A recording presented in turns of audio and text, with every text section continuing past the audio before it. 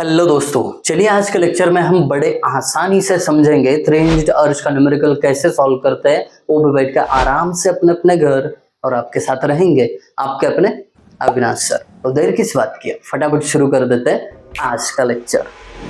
Three hinged अर्चेस के numerical बड़े आसानी से सॉल्व करोगे, इसकी गारंटी मैं आपको देता हूँ। बस आप लोग एक चीज की गारंटी लेना, चैनल को सब्सक्राइब करना है, और दूसरी चीज स्टार्ट से लेकर एंड तक वीडियो के बने रहना। चलिए लेके चलता हूँ न्यूमेरिकल में पूछा क्या है और निकलना क्या है इस चीज पे।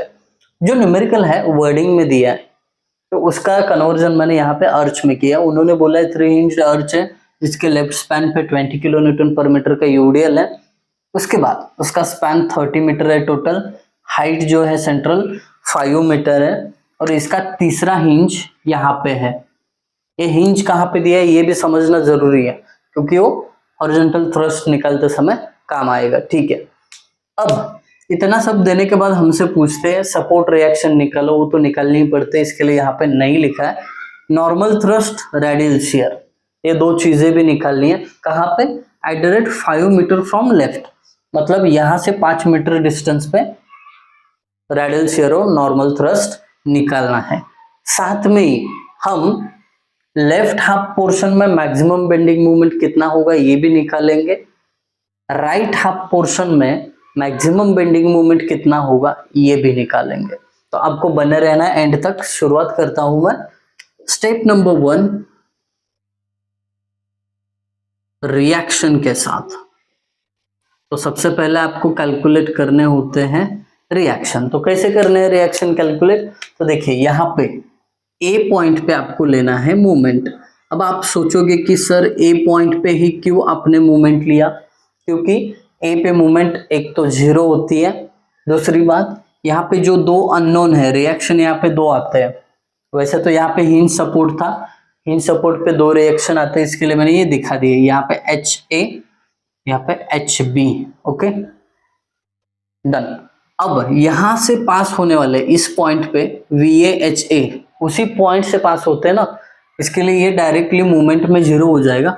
HB जो है वो भी सेम पॉइंट से पास होता है, इसका लाइन ऑफ एक्शन देखोगे ना उसी पॉइंट से जाता है, इसके लिए वो भी 0 होगा। इसके लिए मैंने पॉइंट A पे मूवमेंट लेना प्रेफर किया है। चलिए मूवमेंट कैसे लेते हैं? Force into perpendicular distance. अब यहाँ पे पहला फोर्स कौन सा है? 20 किलो न्यूटन पर मीटर, बट वो यूडीएल है। तो वो यूडीएल क्या करेगा? इस पॉइंट को क्लॉकवाइज घुमाएगा। जब भी इसका पॉइंट लोड कन्वर्ट करोगे ना, ऐसा सेंटर पे एक्ट होगा, और ये सेंटर पे एक्ट होने वाला लोड इस ए पॉइंट को, जहां पे पॉइंट है वहां पे थंब रखा मैंने, इस पॉइंट को कैसे घुमा रहा है? क्लॉकवाइज। इसके लिए ये प्लस रहेगा, बट पहले आपको यूडीएल का पॉइंट लोड में कन्वर्जन करना होता है। तो वो कैसे करते हैं? इंटेंसिटी 20 इंटू कितने स्पैन पे वो एक्ट हो रहा है, 15 मीटर, ये हो गया point load conversion. UDL intensity into span, point load में कन्वर्जन हुआ, इंटू ये एक्ट कहाँ पे होगा? यहाँ पे सेंटर पे। तो यहाँ पे सेंटर पे एक्ट होगा, मतलब 15 के हाफ पे। तो 15 के हाफ पे एक्ट होगा, तो ए से डिस्टेंस कितना होगा उसका? वही चाहिए ना हमें, परपेंडिकुलर डिस्टेंस, ये वाला। तो 7.5 होगा। यूजुअली स्पैन के हाफ होता है, इतना समझ के चलो। डन। इसके तुरंत बाद अगला कोई फोर्स है, तो देखो यहां से घूम के आए, HB मिला, बट HB तो पॉइंट ए से ही पास हो रहा है, 0 हो जाएगा। फिर VB, ये जो VB है ये क्या कर रहा है? इस पॉइंट को एंटी क्लॉकवाइज घुमा रहा है, उल्टी दिशा में। इसके लिए ये माइनस VB, ये फोर्स है, और फोर्स का परपेंडिकुलर डिस्टेंस ये ऐसा जा रहा है, तो इसका ये वाला डिस्टेंस 30 मीटर है। तो 30 multiply is equal to 0। Therefore VB कैसे कैलकुलेट करना है? ये माइनस होके उधर जाएगा, इसका जो भी कैलकुलेशन आएगा उसको 30 से डिवाइड करना होगा। कर लेते हैं, बड़ा आसान है। 20 into 15 into 7.5 is equal two divided by 30। ये डायरेक्ट कैलकुलेशन करना आना चाहिए अभी आपको। 75 इसका आंसर हमें मिल रहा है। यस, कितना आया? 75 किलो न्यूटन। तो ये आपने पहला सपोर्ट रिएक्शन सक्सेसफुली निकाल दिया है। अब Vb मिल गया, कौन सा? ये वाला। अब बचा कौन सा? Va, Ha और Hb। अब हम Va के लिए जा सकते हैं। Summation Fy is equal to 0। इसका मतलब क्या होता है? वर्टिकल फोर्सेस की अलजेब्रिक सम 0 दिखानी है। मतलब क्या? ऊपर जाने वाले फोर्सेस इज इक्वल टू नीचे आने वाले। ऊपर कौन से जा रहे हैं? Va प्लस Vb भी ऊपर जा रहा है बट उसका वैल्यू 75 है, वो लिखा, इज इक्वल टू नीचे आने वाले फोर्सेस एक ही है, यूडीएल। उसको पॉइंट लोड में कन्वर्ट कैसे करते हैं? यूडीएल इंटेंसिटी इंटू स्पैन उसका 15। That's it. Therefore Va is equal to, अब यहाँ पे रिएक्शन Va मिल जाएगा। अब Va कैसे निकलेगा? 75 उधर जाके माइनस होगा तो मिल जाएगा। देखते हैं कितना आता है। 20 into 15 minus 75, 225। Yes, perfect. 225 kilo Newton Va। अब जैसे ही इनका रिएक्शन का वैल्यू मिलता है ना दोस्त, फटाफट लिख दो इधर, क्योंकि बाद में कैलकुलेशन में ढूंढना पड़ता है। Vb is equal to 75। That's it. Vb मिला, Va मिला, Ha और Hb बाकी है। हॉरिजॉन्टल फोर्सेस निकालना हो तो कौन सा इक्वेशन यूज करते हैं हम? Summation Fx is equal to 0। इसका मतलब क्या हुआ? लेफ्ट जाने वाले इज इक्वल टू राइट जाने वाले, है ना? तो देखो, और लेफ्ट जाने वाला Hb है और राइट जाने वाला Ha है, इसके अलावा कोई है ही नहीं। और इसी को हम क्या बोलते हैं? Horizontal thrust. अगर लोगों को ये समझ में नहीं आया हो, रिपीट करता हूं, समेशन Fx मतलब हॉरिजॉन्टल अलजेब्रिक सम का एडिशन दिखाना है, अलजेब्रिक सम दिखानी है। देखो, ये राइट में जा रहा है इसके लिए प्लस Ha, ये लेफ्ट में जा रहा है इसके लिए minus Hb is equal to 0, है ना? ये Hb उधर जाएगा तो प्लस हो जाएगा, मतलब Ha is equal to Hb ही हो जाएगा। इसको मैंने डायरेक्टली बोला, लेफ्ट जाने वाले इज इक्वल टू राइट जाने वाले। डन। अब इसी को बोलते हैं हॉरिजॉन्टल थ्रस्ट H। इस बात को समझिए आप, न्यूमेरिकल में पूछा जाता है find out the horizontal thrust H। अगर नहीं बोला है तो भी लगेगा, क्योंकि हॉरिजॉन्टल थ्रस्ट का वैल्यू तो लगने ही वाला है ना। चलिए, अब क्या करता हूं मैं, इसको निकालने के लिए, हॉरिजॉन्टल थ्रस्ट को निकालने के लिए क्या करना है? हमें मूवमेंट लेना है हिंज पॉइंट पे। क्या बात कर रहा हूं मैं? हॉरिजॉन्टल थ्रस्ट अगर आपको निकालना है तो मूवमेंट लेना है आपको तीसरे हिंज पे। आई बात समझ पे? अगर ये हिंज सेंटर पे है तो ठीक है, इधर उधर दूसरी जगह होगा तो वहां पे लेना है आपको, समझे? तो ये सेंटर पे है, तो इसका summation of movement at C is equal to 0 ऐसे दिखा सकते हैं। निकालते हैं मूवमेंट। अब किसी भी पॉइंट पे आपको मूवमेंट निकलना है, या तो राइट या तो लेफ्ट, दोनों में से एक साइड आपको चूज करनी होती है। तो यहाँ पे आप देखो, लेफ्ट में यूडीएल है, राइट में कोई फोर्स नहीं है, बस रिएक्शंस है। तो इजी कौन सा पड़ेगा? राइट साइड वाला। Sign convention same, clockwise plus anti clockwise minus, sign convention पे ध्यान देना। अब चाहिए तो इधर लिख सकते हो, क्लॉकवाइज को प्लस लेना है और इसका उल्टा होगा, एंटी क्लॉकवाइज माइनस लेना है। चलिए, movement at C right side, पहला फोर्स Vb नहीं Hb लेते हैं। ये देखो, Hb ऐसा है, सी पॉइंट यहाँ पे है, ये इसको कैसे घुमा रहा है? क्लॉकवाइज। इसके लिए Hb मतलब H इंटू इस H का परपेंडिकुलर डिस्टेंस ये होगा, कहां से? C से। कितना है? 5 मीटर। तो परपेंडिकुलर डिस्टेंस में गड़बड़ नहीं करना है, समझो। ये एच बी यानी एच का लाइन ऑफ एक्शन है, तो इसका सी से परपेंडिकुलर डिस्टेंस ये हुआ ना 5 मीटर, वो लिखो h इंटू 5। बाद में ये VB इसको ये देखिए एंटी क्लॉकवाइज घुमा रहा है, इसके लिए माइनस VB का वैल्यू 75 है इनटू इस VB का परपेंडिकुलर डिस्टेंस ये हुआ, तो ये कितना है 15, तो 15 से multiply is equal to 0, therefore h is equal to क्या होगा, ये उधर जाके प्लस होगा, बाद में 5 उसको डिवाइड में जाएगा, कैलकुलेशन डायरेक्ट करना है। 75 into 15 is equal two divided by 5, 225। तो यहाँ पे हॉरिजॉन्टल थ्रस्ट कितना मिला 225 किलो न्यूटन। जैसे ही मुझे हॉरिजॉन्टल थ्रस्ट मिला, मैं क्या करूंगा, यहाँ पे इसकी वैल्यू लिखूंगा, इसको हटा देता हूँ, यहाँ पे 225 लिख देता हूँ। आप मत हटाना, मेरे पास जगह की कमी है इसके लिए हटा रहा हूँ। डन, हॉरिजॉन्टल थ्रस्ट भी मिल गया। अब यहां से आगे जाके आप फाइंड आउट कर सकते हो नॉर्मल थ्रस्ट, रेडियल शियर। अब यहाँ पे मैं फॉर्मूला लिखता हूँ, इसको स्टेप नंबर 2 में कैलकुलेट करते हैं। स्टेप 2 क्या करना है, इसमें आपको normal thrust and radial shear ये दो चीजें फाइंड आउट करनी है।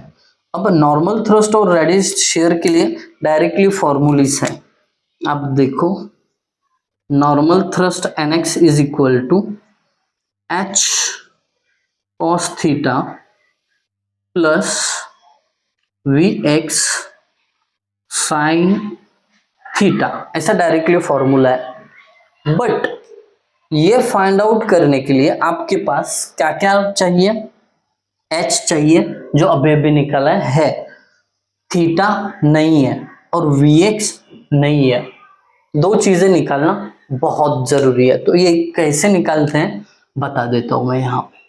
इसका पहले पार्टीशिएशन करते हैं, पार्टीशन करते हैं, ठीक है। अब सबसे पहले मैं काम करूंगा Vx के ऊपर। Vx क्या है ये पहले समझो। Vx मतलब शेयर फोर्स होता है। अब ये शेयर फोर्स निकालना कहाँ पे है, जहां पे आपको नॉर्मल थ्रस्ट पूछा है। जैसे कि ये देखो 5 मीटर फ्रॉम लेफ्ट,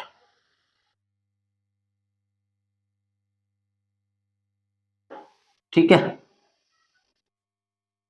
ये डिस्टेंस होगा 5 मीटर। और इस पॉइंट पे ये देख रहे हो आप, इस पॉइंट पे आपको क्या चाहिए, नॉर्मल थ्रस्ट चाहिए। तो आपको Vx भी यहीं पे निकालना पड़ेगा। कई लोग क्या करते हैं इसके लिए ना अलग डायग्राम बनाते हैं, जैसे कि यहाँ पे मैं बना रहा हूं, ठीक है। यहाँ पे ये vertical force, horizontal thrust, vertical force कितना है यहाँ पे VA 225 आया था, हाँ ठीक है, VA 225 है, हॉरिजॉन्टल थ्रस्ट भी 225 है। फिर उसके बाद इसके लेफ्ट पे ऐसा यूडियल है, यूडियल कितने का है 20 किलो न्यूटन पर मीटर का है। डायग्राम सेपरेट निकालोगे तो कंफ्यूजन नहीं होगा, अच्छी बात है ये। और ये डिस्टेंस कितना है, ये 5 मीटर है, क्योंकि फ्रॉम लेफ्ट 5 मीटर पे निकलना है। अब यहाँ पे इस पॉइंट पे आपको क्या करना है, शियर फोर्स निकालना है, Vx निकाल लेते हैं।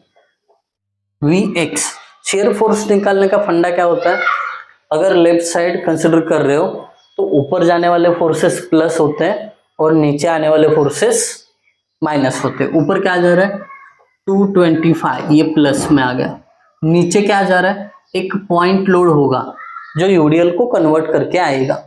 यूडीएल को कन्वर्ट कैसे करेंगे, ये नीचे जा रहा है इसके लिए minus UDL intensity into span 5 का, दैट्स इट, बहुत आसान है, हो गया।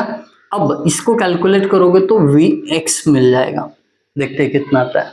125 आना चाहिए, 125 आना चाहिए। देखता हूं मैं कितना आया है यहाँ पे।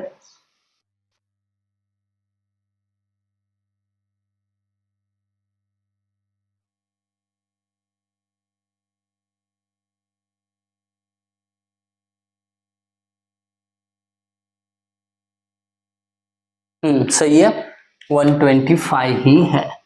तो ये रहा इनका vertical shear force at x, मतलब 5 मीटर पे। डन, पहली चीज हो गई। अब थीटा निकालना है। थीटा निकालने के लिए एक सिंपल फॉर्मूला है, मैं बता देता हूँ। tan theta is equal to dy by dx। अब यहाँ पे करना क्या है, अगर आपको tan थीटा चाहिए तो ये y मतलब पैराबोलिक अर्च इक्वेशन है, उसको x के रिस्पेक्ट में डिराइव करना पड़ेगा या डेरिवेशन लेना पड़ेगा। तो पैराबोलिक अर्च इक्वेशन यानी ये जो y है क्या कहता है, 4h upon L square into L x minus x square, ऐसा है। तो अभी क्या करते हैं, पहले कांस्टेंट की वैल्यूज पुट करते हैं और यहाँ पे x को with respect to x derive करना है, डेरिवेशन लेना है। इसके लिए x को एज इट इज रखते हैं। Therefore y is equal to 4 into h मतलब ये सेंट्रल राइज ऑफ अर्च होती है 5 डिवाइडेड बाय ये l 30 का स्क्वायर अंदर 30x माइनस एक्स स्क्वायर। इसको अगर आप कैलकुलेट करोगे ये कांस्टेंट वैल्यू को तो ये 1/45 होगा और ये 30x माइनस एक्स स्क्वायर हो जाएगा। आया ये जो y का इक्वेशन है इन टर्म्स ऑफ x। अब इसको क्या करना है, with respect to x derive करना। देखो therefore dy by dx is equal to ये 1/45 कांस्टेंट है, एज इट इज रखा मैंने। एज इट इज रखने के बाद आपको इधर अंदर ब्रैकेट में भी 30 क्या दिख रहा है, कांस्टेंट दिख रहा है। एज इट इज रखो, x का डेरिवेशन 1 होता है माइनस एक्स स्क्वायर का डेरिवेशन 2x होता है। ये कैसे किया, क्योंकि x रेस टू n का derivation n into x raise to n minus 1 होता है। ये रूल का यूज करके डिराइव किया है। So that's it. आपको क्या मिल गया, dy बाई dx का वैल्यू ऐसे मिल गया। अब देखो आपने लिख के रखा है dy by dx is equal to tan theta. Therefore उसी का यूज करके मैं ऐसे लिखता हूँ tan theta is equal to 1/45 into ये 30 माइनस 2 इंटू एक्स का मतलब आप नॉर्मल थ्रस्ट और रेडियल शियर कहां से निकाल रहे हो, लेफ्ट साइड से 5 मीटर डिस्टेंस पे, बरोबर। यहाँ पे 5 मीटर दिख रहा है, तो वो x मतलब कितनी दूरी पे आप नॉर्मल थ्रस्ट या रेडियल शियर निकाल रहे हो, तो 5 मीटर की दूरी है। अब यहाँ पे x की जगह 5 पुट करो, इस बात को भूलना नहीं है आपको। डन। अब क्या होगा, therefore theta is equal to tan inverse ये जो भी वैल्यू आएगा, ठीक है, इसको थोड़ा सिंप्लीफाई करके लिखोगे 5 2 10, 30 minus 10 20, 20 divided by 45। Therefore theta is equal to, directly मिल जाएगा ना। देखो थीटा कितना आता है, shift tan inverse 20 divided by 45, answer आता है 23.96। कितना आता है, 23.96। थीटा भी मिल गया, इसको बॉक्स मत करिए, मेन आंसर तो अपना नॉर्मल थ्रस्ट और रेडियल शियर है। देयरफॉर अब थीटा भी मिल गया, Vx भी मिल गया, नॉर्मल थ्रस्ट निकाल सकते हो। nx इज इक्वल टू क्या था, h cos थीटा, h का वैल्यू 225 cos थीटा अभी निकाला 23.96 प्लस Vx 125 साइन थीटा, मतलब ये angle 23.96। Therefore nx is equal to, calculation करेंगे वैल्यू मिल जाएगा, 225 into cos 23.96 plus 125 into sine 23.96, 256.37, 256.37, ये हुआ आपका नॉर्मल थ्रस्ट का आंसर। कितना इजी है ना, इजी। ये कॉन्सेप्ट को भूलना मत, tan theta is equal to dy by d x होता है। कई लोगों ने अलग अलग तरीके से भी निकाला है, थीटा इज इक्वल टू ना tan इनवर्स 4h अपन L square L minus 2x, वो भी फॉर्मूला बनता है, बट ये थोड़ा इजी रहेगा, इसके लिए मैं ये फॉर्मूला दे रहा हूँ। क्यों इजी रहेगा? क्योंकि बाद में जब आप यूज करोगे मैक्सिमम बेंडिंग मोमेंट में तब भी लगता है। अभी टेंशन ना लो, गो विथ फ्लो। अब रेडियल शियर, इसके लिए फॉर्मूला होता है h sine theta minus V x cos theta, therefore R x is equal to, अब h का वैल्यू पता है 225 है ना, इधर से देख के लिखो, इधर से देख के लिखो, एक ही है। 225 साइन थीटा अभी निकाला था 23.96 माइनस वी एक्स है 125 sine theta 23.96, therefore R x is equal to, बहुत बढ़िया, कर लेते सॉल्व। 225 इंटू, एक मिनट यहाँ पे कॉस है, लिखते समय गड़बड़ हो गया, गड़बड़ नहीं होना चाहिए, कॉस है, ठीक है।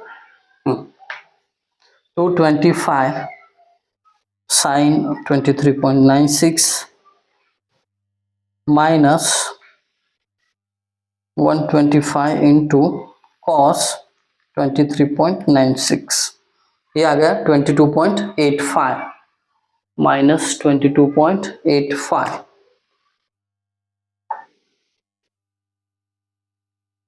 Kilo Newton. मतलब जो रेडियल शियर है ऐसा लगने की वजह से ऐसा लगा, instead of this they are going this, ठीक है। माइनस में मतलब इस डायरेक्शन में क्या हो रहा है, ये रेडियल शियर लग रहा है, इसके लिए वो माइनस है। अगर आप प्लस लिखना चाहते हो तो एरो देना चाहिए उधर, डन, ओके। अब रेडियल शियर हुआ, नॉर्मल थ्रस्ट हुआ, एक ही चीज बची है लास्ट की, वो ये है कि आपको पोर्शन एसी में मैक्सिमम बेंडिंग मोमेंट निकालनी है और पोर्शन बीसी में भी मैक्सिमम बेंडिंग मोमेंट निकालनी है। तो उसको इसी पार्ट में बनाए या अगले पार्ट में? तो अगर अगले पार्ट में देखना है तो फिर से दोबारा सॉल्व करना पड़ेगा, बेहतर रहेगा इसमें ही करते हैं। आइए, थोड़ा काम बचा है, तो अपना अगला काम है, ये देखो, इधर से शुरू करते हैं। Maximum bending movement in AC, मतलब एसी पोर्शन, पहले एसी पोर्शन को कंसिडर करने वाले हम। तो देखिए, अब मैं ना इसका ही यूटिलाइज करता हूं। आपको करना क्या है, पोर्शन एसी में एक सेक्शन अज्यूम करना है जिसका नाम एक्स एक्स होगा और ये लेफ्ट से डिस्टेंस एक्स पे होगा, हमेशा यही करना है। ये एक्स क्यों माना? क्योंकि आपको अभी तक पता ही नहीं है कि मैक्सिमम बेंडिंग मूवमेंट कहाँ पे आने वाला है, गॉट इट। इसके लिए अज्यूम किया एक्स डिस्टेंस और वहां पे एक सेक्शन लिया। अब क्या करेंगे, इस एक्स एक्स पे हम मूवमेंट लेंगे, यानी क्या होगा, वो movement at x is equal to कितना है पता नहीं है, करते हैं कैलकुलेशन। कैसे निकालते हैं मूवमेंट? पॉइंट का लेफ्ट साइड कंसिडर करो और क्या करना है, क्लॉकवाइज जाने वाले प्लस, एंटी क्लॉकवाइज जाने वाले माइनस। यहाँ पे लिखता हूं, रेड पेन से लिखता हूं, साइन कन्वेंशन यहाँ पे बहुत मैटर करता है। क्लॉकवाइज रहेगा तो पॉजिटिव और एंटी क्लॉकवाइज रहेगा तो नेगेटिव, ये बात पे गौर करिए। देखिए, अब इस सेक्शन के लिए यहां से शुरू करते हैं। देखो, पहला VA है, इसको क्या करेगा, क्लॉकवाइज घुमाएगा, मतलब प्लस। VA का वैल्यू 225 इंटू इस VA का perpendicular distance from this x, x कितना है, एक्स जितना है, तो 225 इंटू एक्स हो गया। आई बात समझ में, इतना डिस्टेंस। अब बात करते हैं इस हॉरिजॉन्टल थ्रस्ट की। ये इसको क्या करेगा, एंटी क्लॉकवाइज घुमाएगा, तो इसको माइनस हॉरिजॉन्टल थ्रस्ट 225 इंटू, अब डिस्टेंस, ये डिस्टेंस चाहिए रहेगा क्योंकि ये आपका क्या होगा, हॉरिजॉन्टल थ्रस्ट के लिए परपेंडिकुलर डिस्टेंस होगा, बट ये पता नहीं है ना, ये 5 है बट इसके बारे में कह नहीं सकते ना, तो y मान लो उसको। तो मैंने यहां पे लिखा y, क्या लिखा, y। उसके बाद अब देखो y अगर लिखा है तो इस फोर्स का मूवमेंट हो गया है। अब ये जो यूडीएल है इसके कारण भी कुछ मूवमेंट होगा, और इस पॉइंट को ये यूडीएल अगेन एंटी क्लॉकवाइज घुमाएगा, इसके लिए माइनस यूडीएल का इंटेंसिटी 20 इंटू पॉइंट लोड में कन्वर्ट करने के लिए वो जो स्पैन है उससे मल्टीप्लाई करना पड़ता है, तो ये स्पैन कितने का है, x का है, तो 20 इंटू एक्स, और ये एक्ट कहाँ पे होगा, x के आधे स्पैन पे, बराबर ना, इसके आधे पे, इसके लिए परपेंडिकुलर डिस्टेंस हाफ होगा, दैट्स इट। अब थोड़ा सा सिंप्लीफाई करते हैं इसको, therefore mx is equal to 225x minus, यहाँ पे देखिए y की value in the form of x इतनी है, पहले निकाल रखा है हमने, आई बात समझ में, ये जो y है ना हमने निकाल के रखा है पहले ही, तो ये y का वैल्यू आप यहाँ पे डाल सकते हो, अदरवाइज आपको डबल निकालना है निकाल सकते हो, कोई दिक्कत नहीं है, आंसर सेम ही आने वाला है। तो यहाँ में आपको y पुट करने में कोई दिक्कत नहीं होनी चाहिए, चाहिए तो दिखाता हूँ, y is equal to 4h upon L square minus into L x minus x square, ऐसा था, तो वैल्यू वही आएगा, ये देखो y is equal to 4 into 5 rise है 30 स्पैन है 30x माइनस एक्स स्क्वायर, वही आता है। कहाँ पे गया, इधर है, देख रहे हो, तो वैल्यू यही आने वाला है, तो डबल क्यों कैलकुलेट करना, यहाँ पे डायरेक्टली लिख दो 225 इंटू वाई की जगह ये देखो 1/45 into 30x minus x square, और आगे ये माइनस 2 1 जा 2 2 10 जा 20, मतलब 10x into x 10x square हो गया, बहुत कंजेस्टेड लिखा है बट समझ लो आप लोग, आई बात समझ लो, थोड़ा सा सिंप्लीफिकेशन और जरूरी है। देखो कैसे करते हैं सिंप्लीफिकेशन, देखो इधर ये रफ कर दिया मैंने, mx, यहाँ पे थोड़ा ना आपको पेशेंस की जरूरत है, बहुत बच्चे यहाँ पे थक जाते हैं, बोलते हैं ये कितना सिंप्लीफिकेशन है सर, ठीक है, 225x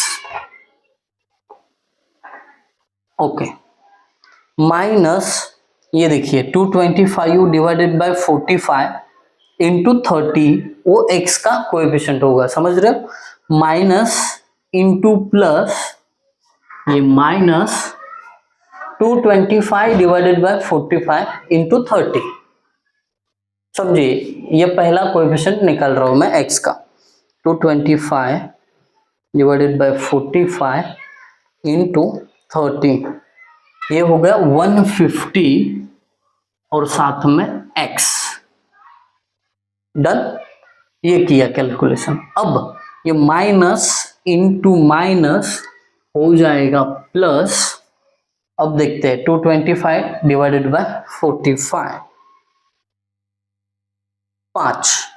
5 और ये एक्स स्क्वायर, सिंप्लीफिकेशन इजी है, समझना आपको जरूरी है। Plus 5x²। बहुत सारे बच्चे इधर प्लस नहीं लिखते हैं, डायरेक्टली इधर का माइनस उठा के डालते हैं, इधर ध्यान ही नहीं जाता है उनका, इसके लिए बोला ध्यान से करो। माइनस एंड का 10x², that's it. Therefore mx is equal to, इसको थोड़ा सिंप्लीफाई करो, कितना होगा 75x, है ना। ये डायरेक्टली कैलकुलेशन किया मैंने, x के कोएफिशिएंट को सब्ट्रैक्ट किया। अब इसको करो, 5 में से 10 गए, -5x²। अब मैक्सिमम बेंडिंग मोमेंट की एक कंडीशन है, वो कहती है कि derivative of mx with respect to x अगर 0 हो तो मैक्सिमम बेंडिंग मोमेंट होती है। तो हमें क्या करना है, इस इक्वेशन को x के विथ रिस्पेक्ट डिराइव करना है। 75 का डेरिवेटिव कांस्टेंट है तो वो कांस्टेंट रहेगा, x का डेरिवेटिव 1 माइनस ये 5 कांस्टेंट है, x² का derivative 2x is equal to 0। इतना इजी है, बहुत इजी है। अब x का वैल्यू निकाल सकते हो आप, therefore x is equal to क्या होगा, ये उधर जाएगा तो 5 2 जा 10x होगा, मतलब 75 इज इक्वल टू 10x होगा। तो उसको अगर आप 10 ने 75 को डिवाइड किया तो 7.5 वैल्यू आ जाएगा x का। तो इसका मतलब ये हुआ कि आपका जो maximum bending moment in portion AC है वो 7.5 पे होगा। Done, very good. और एक चेक, AC में आपने अगर देखा होगा तो ये यूडियल है, कन्वर्ट होके सेंटर पे लगेगा, मतलब 15 के सेंटर पे लगेगा, इसीलिए सेंटर पे ही मैक्सिमम बेंडिंग मोमेंट आने का चांस है, और वही आपका क्रॉस चेक भी रहेगा। दोबारा ये चीज को सुनना आप रिवाइंड करके, क्या बोला मैंने। डन। अब ये x 7.5 पे है ये समझा, बट कितना होगा ये कैसे निकालेंगे। देयरफॉर mx का जो इक्वेशन है उसमें x की जगह 7.5 पुट करोगे, 75 इंटू 7.5 माइनस 5 इंटू 7.5 का square. Therefore mx is equal to, क्या किया मैंने, जो x का वैल्यू आया था वो बस मोमेंट के इक्वेशन में पुट किया है और कुछ नहीं किया है। 75 इंटू 7.5 माइनस 5 इंटू 7.5 का स्क्वायर, 281.25 किलो न्यूटन मीटर। ये पॉजिटिव बेंडिंग मोमेंट आ गया, दैट्स इट। अभी सेव, अब चाहिए तो रेस्ट लो, फिर उसके बाद नेक्स्ट जो पार्ट है कौन सा, maximum bending moment in BC, वो भी फाइंड आउट करना है। 10 मार्क्स के लिए पूछा जाता है, तो आपको इतना तो करना ही पड़ेगा ना बाबा, आलस करके कैसा चलेगा।